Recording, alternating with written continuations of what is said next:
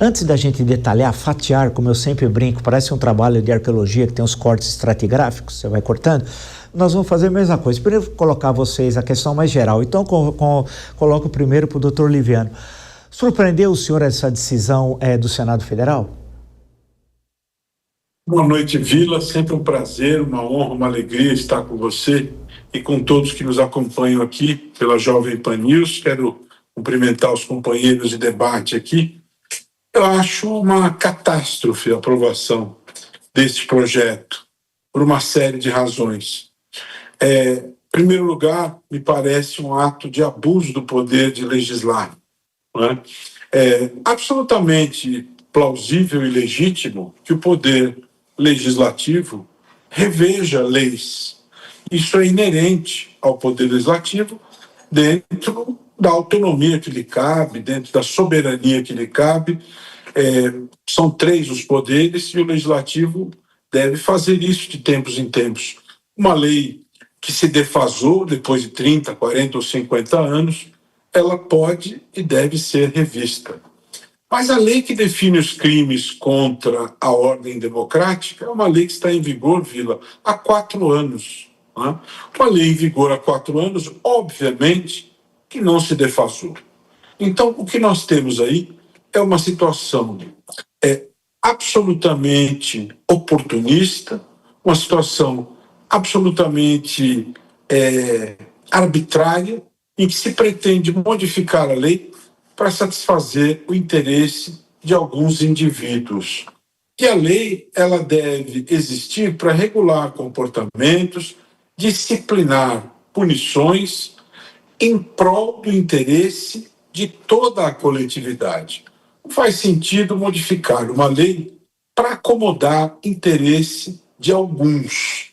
Isso é um verdadeiro absurdo. É um crime contra a democracia brasileira. Eu vejo apenas uma questão que me parece relevante. Já há sinalização que o presidente da República, dentro daquilo que lhe é permitido no sistema de freios e contrapesos, ele sinaliza a possibilidade de vetar. E para a derrubada de veto, seria necessário 2/3 dos votos. E esse quórum que você menciona é inferior aos 2/3. Portanto, não haveria um contingente por esse quórum de aprovação necessário à derrubada dos votos. Então, a meu ver, foi absurda a aprovação deste projeto da chamada dosimetria da pena, porque os crimes contra a ordem democrática devem ter penas elevadíssimas. E essa redução é oportunista e vem na contramão do interesse público. Não é plausível, não é razoável. É muito diferente você ter um crime de furto de um celular em via pública. Quando se tem um crime contra a democracia, as penas precisam ser graves, porque a lesão ela atinge a toda a sociedade, a toda a coletividade. E a recomposição deste dano ela é bastante demorada. Então, isso que ocorreu aí no Congresso Nacional é sério, é grave, é lesivo ao interesse público, sob o meu ponto de vista. Luiz Regules, o senhor, né, também colocando essa questão mais geral, como é que o senhor viu a aprovação pelo Senado há minutos atrás do PL da dosimetria?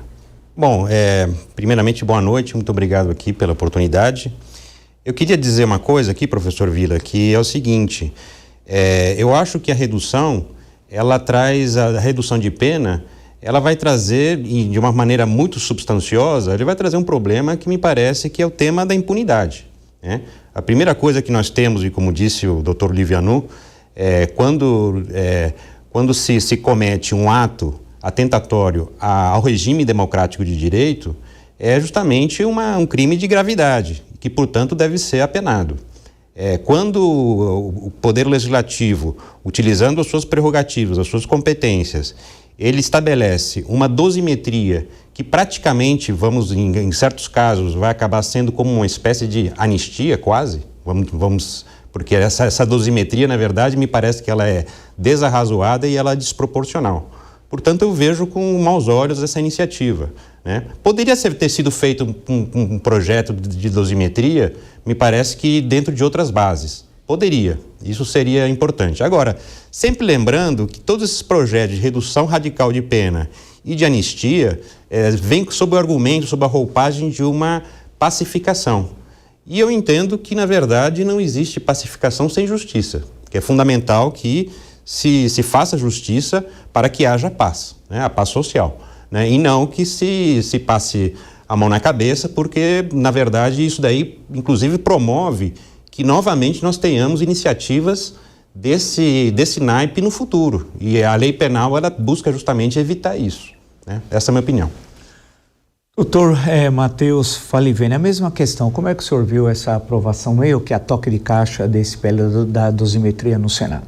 Olha, se olharmos o espírito da lei, é uma lei que foi aprovada pelos motivos errados, pelos motivos incorretos.